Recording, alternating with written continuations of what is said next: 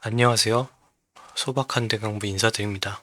지금 오랜만에 개미투자공학 번외편으로 돌아왔고요. 벤포드로우라고 혹시 들어보셨나요? 이게 벤포드로우라는 일종의 수리적 법칙이 있는데요. 그거를 좀 설명드리고 벤포드로우를 설명드리고 이제 재무제표 데이터를 분석하는데 이제 벤포드로우를 한번 써보려고 하거든요. 그래서 부자연도라고 써놨죠.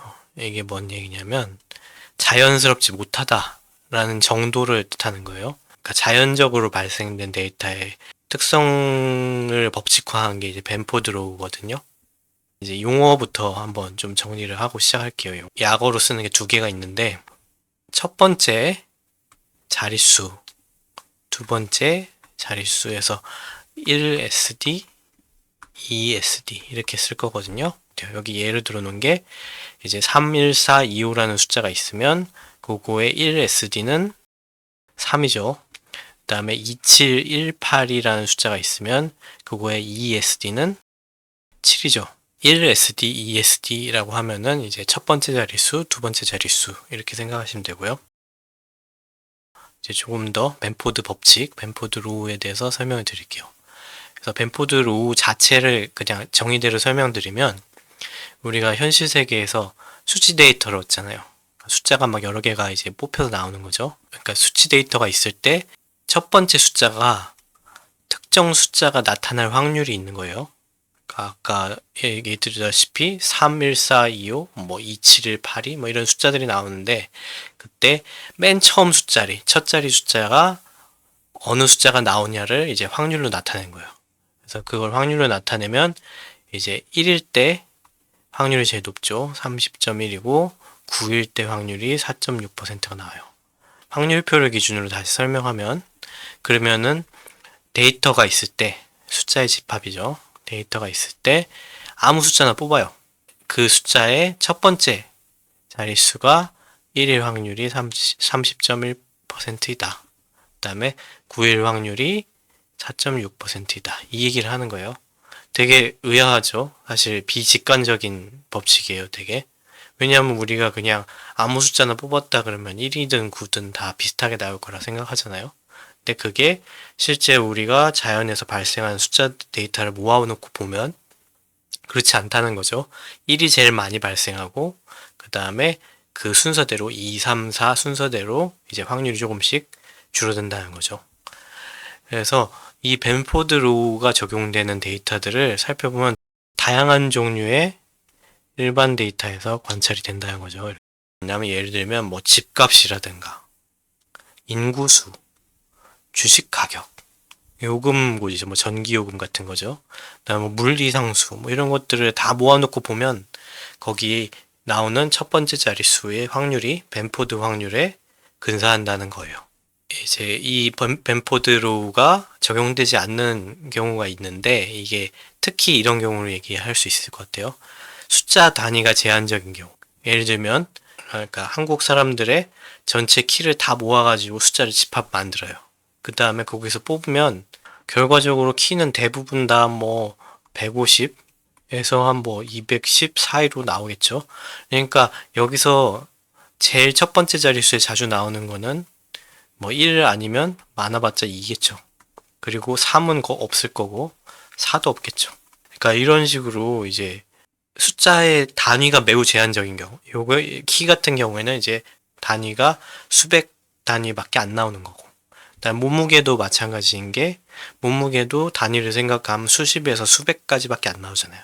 여기서 이제 벤포드로우가 적용되는 데이터들은 대부분 다 뭐 적게는 수십 단위부터 많게는 뭐 수백만, 수천만 뭐 이렇게까지 나오는 데이터를 모을 때 그때 그 데이터의 첫 번째 숫자에 대해서는 벤포드 로우가 적용된다는 거예요.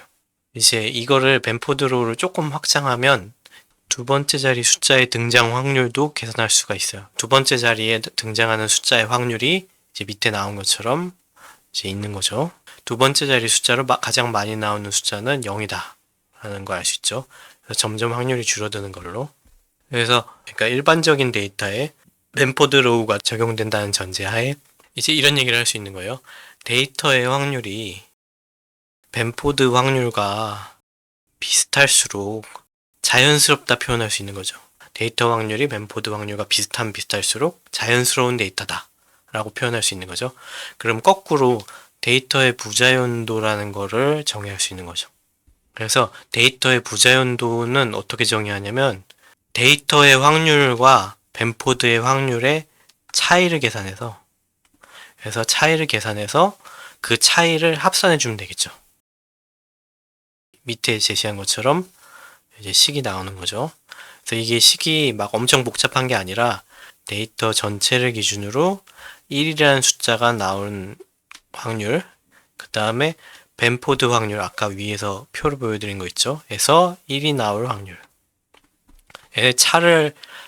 차이를 계산한 다음에 그 다음에 제곱하는 거죠. 그 다음에 합치고 마찬가지로 2일 때도 똑같이 데이터에서 첫 번째 자릿수가 2가 나올 확률에서 맨포드 확률에서 2가 나올 확률을 빼고 그 다음에 제곱해서 더하고 이렇게 해서 이제 첫 번째 자릿수가 1일 때, 첫 번째 자릿수가 2일 때 쭉쭉쭉 해서 첫 번째 자릿수가 9일 때까지 제곱합한 다음에 그거를 제곱근을 취하면 이제 그게 데이터의 부자연도라는 계산값으로 나올 수 있는 거죠. 다만 이제 데이터의 표본의 개수가 있잖아요. 표본의 개수가 있기 때문에 이제 앞에다가 추가를 해주는 거고요. 마찬가지로 두 번째 자릿수의 부자연도도 똑같이 계산할 수 있어요. 그때 다만 첫 번째 자릿수 부자연도랑 좀 다른 거는 두 번째 자릿수에 0이 들어갈 수 있다는 거 정도? 그 차이밖에 없는 거죠. 그래서 이걸 좀 이제 다시 단순하게 설명하면 그냥 확률값, 그러니까 맨포드 확률이랑 데이터의 확률값 차이를 자릿수마다 합산을 하고 거기에다가 표본수를 반영한 거죠. 표본수 루트 n을. 이제 밑에서 실제 데이터를 가지고 한번 예시를 들어드릴게요.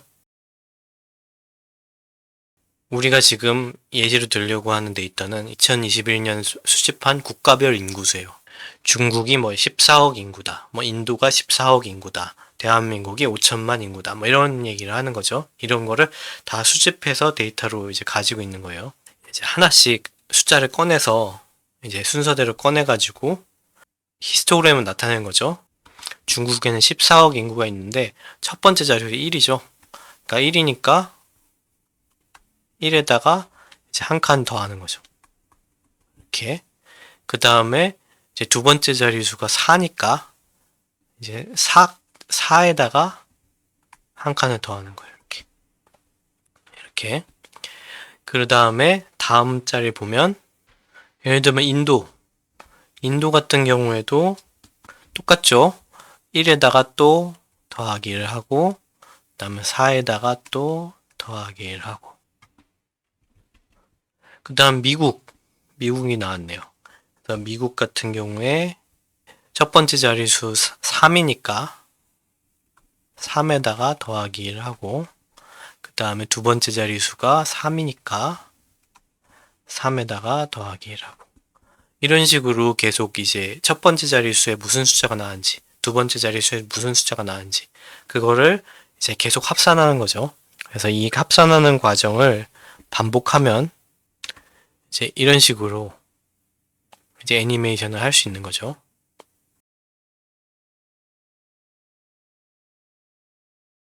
그래서 첫 번째 자릿수에 1이 나오는 확률과 3.01, 그 다음에 첫 번째 자릿수에 2가 나오는 확률과 0.76 간의 차이의 제곱이죠. 그 다음에 첫 번째 자리에 3이 나오는 확률과 0.125와의 차이의 제곱. 그 다음에 첫 번째 자리에 4가 나오는 확률과 0.097 간의 차이. 그 다음에 첫 번째 자리수로 5가 나오는 확률과 0.079 간의 차이를 제곱한 거. 이런 것들을 이제 다 더해서 차이를. 그래서 요거에다가 루트를 씌운 거죠. 거기다가 루트 n이니까 237. 그래서 이걸 계산하면 0.829다 라는 얘기를 하는 거예요. 그래서 이 인구 데이터의 첫 번째 자릿수 부자연도는 0.829다 라고 얘기할 수 있는 거예요. 마찬가지 방식으로 이제 두 번째 자릿수의 부자연도 계산을 할 수 있겠죠. 다 더해서 차이를 다 더해서 루트를 씌운 다음에 237 루트 곱하고 그 값이 0.762 이렇게 되는 거죠. 이제 이게 하나의 데이터 셋이 주어졌을 때 두 개의 값이 나오는 거죠. 첫 번째 자릿수 부자연도, 두 번째 자릿수 부자연도 이렇게 두 개가 나오는 거예요. 이런 식으로 벤포드로우를 적용해서 이제 얼마나 이 데이터가 벤포드로우와 떨어져 있는지, 부자연스러운지를 나타낼 수 있다는 거예요. 그래서 이제 벤포드로우를 이용한 회계부정 탐지, 이게 이제 실제로 우리가 지금 해보려고 하는 건데요.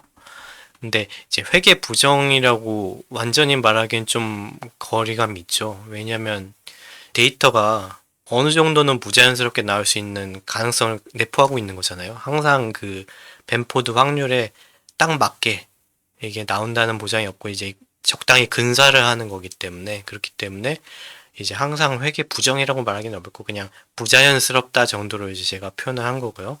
이 회계 부정 탐지를 벤포드로우로 한번 해보겠다 라는 시도가 있었고, 이제 그 주요 논리가 뭐냐면 사람이 뭔가 숫자를 조작한다고 생각을 해보세요. 그러면은 뭔가 좀 패턴을 없애기 위해서 이제 가능한 한 좀 임의로 숫자를 넣은 것처럼 보이게 이제 균등하게 배분을 하려고 노력한다는 거예요. 그래서 부자연스럽게 오히려 숫자가 고루 나오도록 맞추는 경향이 있다. 뭐 이런 얘기가 있고요. 그 다음에 이제 두 번째로 이제 생각해 볼 수 있는 거는 우리가 아까 얘기 드린 것처럼 벤포드 확률이라는 게 우리의 직관과는 좀 상반되잖아요. 첫 번째 자릿수의 1이 나올 확률이 30.1%라는데 우리가 그거를 감안하고 조작하는 게 이제 쉽지가 않은 거죠. 데이터의 확률이 벤포드 확률과 인접하도록 조작을 해야 되는데 그런 형태로 조작을 하기가 쉽지 않다는 거죠. 사람이 직접. 그래서 이제 TV, 드라마, 영화에서 벤포드 로우를 이용한 회계부정 탐지를 사례를 몇 가지 예를 들어서 연출해놨는데 그게 뭐가 있었냐면 이제 이 2006년쯤이었나? 이때쯤 이제 SBS에서 더빙판 방영을 했었는데 넘버스라는 TV 드라마가 있었어요. 거기에 한 에피소드가 이제 벤포드 로우를 이용해서 숫자에 뭔가 조작된 흔적이 있다. 뭐 이런 거를 판단하는 그런 내용이 있었고요. 디 어카운턴트라는 이제 영화가 있었는데 그 영화가 2016년인가? 근데 이 영화에 잠깐 나와요. 이 주인공 회계사가 로봇공학 기업이 어떻게 횡령을 하고 있는데 근데 횡령하고 있는 거를 밝혀내는 방식 중 하나로 이제 벤포드 로우를 쓰는 거죠. 아마 여기서는 두 번째 자릿수의 숫자가 이제 균등하게 나오지 않는다 뭐 이런 얘기를 했던 걸로 기억하는데 그 다음에 이제 이거 넷플릭스 오자크는 제가 안 봐서 잘 모르겠는데 카르텔 멤버의 재무제표에 금융사기 발견하는데 쓴다고 해요. 이제 저도 잘 안 봐서 그래서 이런 식으로 이제 실제로 활용해 볼 수 있는 가능성을 이제 영화에서도 이미 보여준 거죠.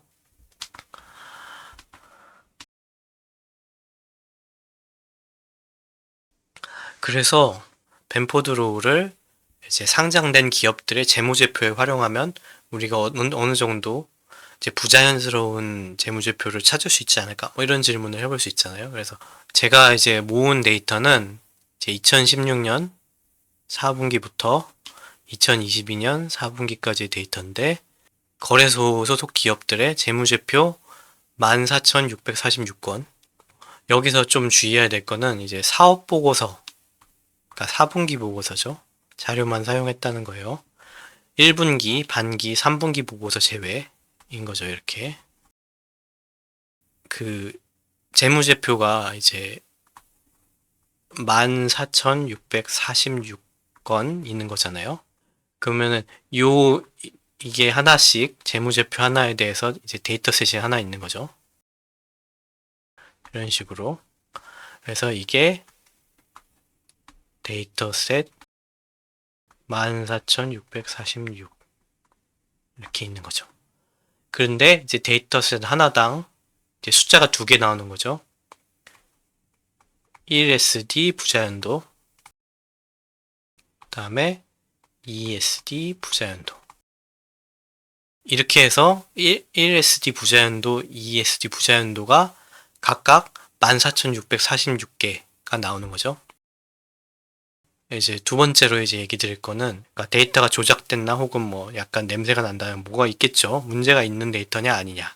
그거를 이제 판단하기 위해서 같은 기간에 감사 의견 비적정설 사례를 이제 수집을 했어요. 그래서 94건 수집했거든요. 그 중에 이제 81건은 내부 감사 의견 비적정, 그 다음에 13건은 외부 감사 의견 비적정, 그 다음에 16건의 거리 정지가 있어요.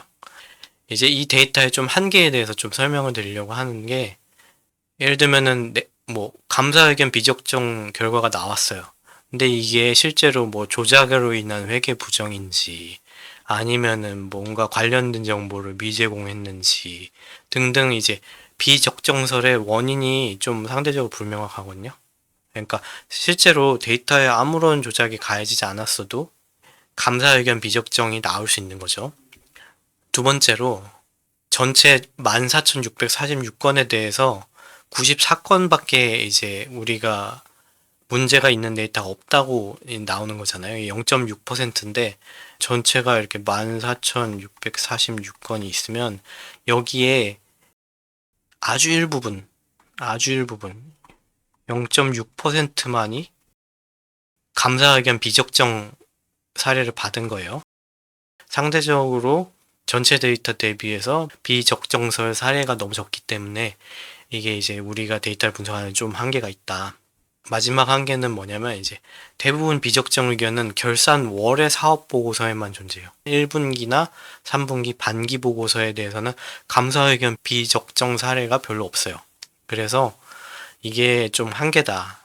14,646건의 데이터에 대해서 이제 첫 번째 자릿수 부자연도, 두 번째 자릿수 부자연도를 계산한 다음에 그거를 이제 히스토그램 비슷하게 나타낸 게 여기 밑에 있는 이제 벌집 모양으로 된 이 부분이죠. 그래서 이게 이제 의미하는 거는, 그래서 첫 번째 자릿수 부자연도가 1, 두 번째 자릿수 부자연도가 1.0인 자료들이 요 점 근처에 이제 발생한다는 거죠. 요 녹색으로 제가 칠한 요 점. 그때 이 근처에서 발생한 점들을 누적하면 이런 식으로 빈도수가 올라가겠죠. 그 공간 근처에 있는 빈도수가. 그래서 이게 일종의 히스토그램이 되는 거죠. 그래서 이게 진한 파란색이면 파란색일수록 빈도수가 높다. 그 공간 근처에 많은 자료들이 배치되어 있다. 라는 거고, 이제 이게 노란색에 가까우면 가까울수록 이런 식으로 노란색에 가까우면 가까울수록 매우 빈도수가 낮지만 어쨌든 발생은 했다. 뭐 이 정도로 파악해 볼 수 있는 거예요. 그래서 우리가 대강 이거를 3차원으로 그리면 뭐 이런 모양이 되겠죠. 1, 1, 1 때 이제 빈도수 높으니까 이런 모양이 히스토그램 될 거고, 그 다음에 이제 주변에는 좀 빈도수가 낮으니까 상대적으로 뭐 이런 식으로 해서 전체적으로 모양새가 이런 식으로 벌집 모양 배경은 히스토그램이다. 이렇게 보시면 될 것 같고, 제가 아까 얘기 드렸다시피 이제 비적정설 사례들이 있는 거죠. 비적정설 사례는 이제 세모와 금지 표시로 되어 있고요. 여기 이제 세모만 있는 경우는 비적정설이 있었던 경우. 요 포인트 같은 경우에는 이제 외부 감사, 그 다음에 거래 정지가 같이 있었던 거죠. 이렇게 해서 이제 비적정설에 대한 포인트를 이제 세모와 금지 표시로 나타낸 거예요. 그리고 이제 한 가지만 더 얘기 드리면, 어떤 데이터가, 어떤 재무제표가 비적정하다라는 걸 판단해야 되잖아요. 근데 우리가 가지고 있는 이제 계산 결과는 두 개의 부자연도고, 어느 정도 이상의 부자연도가 발생하면 그거는 비적정으로 간주하겠다, 이렇게 판단을 하는 거예요. 이 슬라이더를 낮추면 우리가 비적정으로 판단하는 부자연도의 하한이 낮아지는 거죠. 그러니까 더 많이 부적정으로 판단하겠다 이런 뜻이고, 그 다음에 이 슬라이더를 높이면 더 부자연스러워야 이제 비적정으로 판단하겠다 이런 얘기를 하는 거예요. 근데 이제 우리의 부자연도가 2개니까 부자연도 2개에 대해서 슬라이더가 2개 있는 거죠. 그러니까 일종의 비적정 임계값을 조정해서 F스코어라는 걸 결국 계산을 하려고 하는 거고요. 그러니까 F스코어가 최대로 되는 값을 임계값을 선택하면 그러면은 이제 어느 정도 적절하게 결과가 나오는 값을 받아볼 수 있다는 거예요. 여기 보시면은 F스코어가 제일 크게 나오는 값은 첫 번째 자릿수 부자연도가 1이고 그 다음에 1보다 클 때 비적정으로 판단하겠다는 거죠. 첫 번째 자릿수 부자연도가. 그 다음에 두 번째 자릿수 부자연도가 1.1보다 클 때 이제 비적정으로 판단하겠다라는 거예요. 그래서 이 비적정 범위 안에 들어가는 거는 이제 이런 식으로 파란색 음영 지역으로 이 범위 안에 들어가는 모든 데이터는 비적정 사례로 판단하겠다 이런 얘기를 하는 거예요.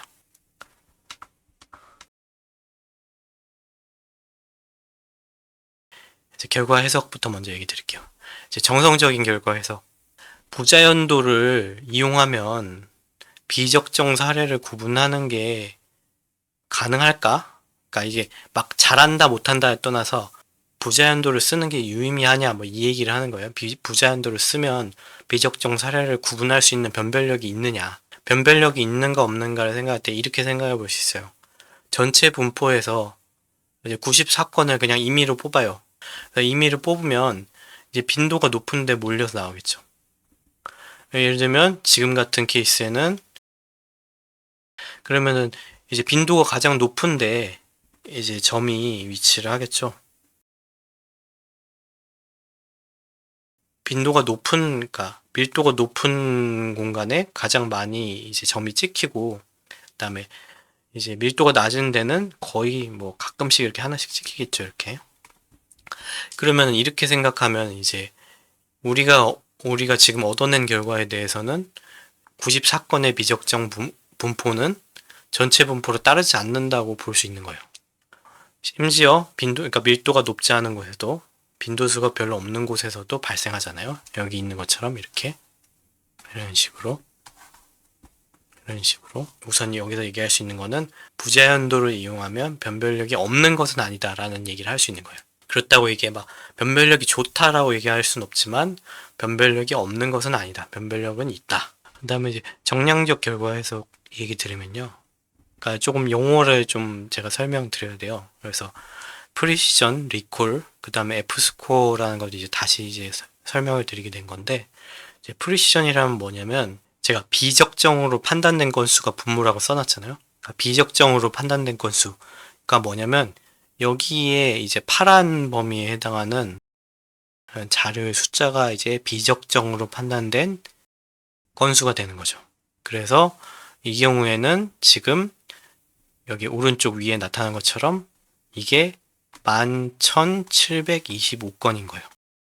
근데 이제 비적정으로 판단된 건수 중에 비적정으로 옳게 판단된 건수, 그러니까 여기 나온 이런 것들 다 세모, 요 세모들을 다 세면 이게 85건이란 얘기죠.